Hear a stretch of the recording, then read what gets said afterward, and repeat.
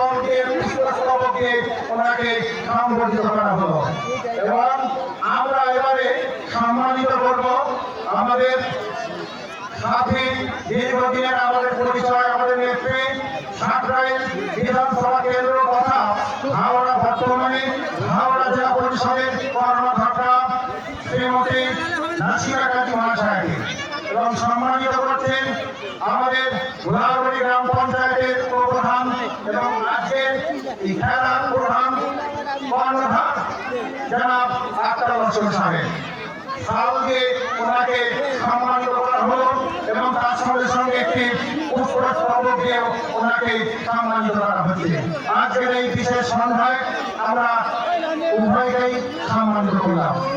দিদিদের আজকের এই বিশেষ অনুষ্ঠান সম্পর্কে তাৎপর্য এবং কতটা ভ্রাতৃত্ব বজায় থাকবে আগামী দিনে তার কি অবস্থা হবে, খেলার মাধ্যমে মানুষের মধ্যে যাতে আমাদের শান্তি বিরাজ করে সেই কথা আপনাকে বলার জন্য অনুরোধ করি।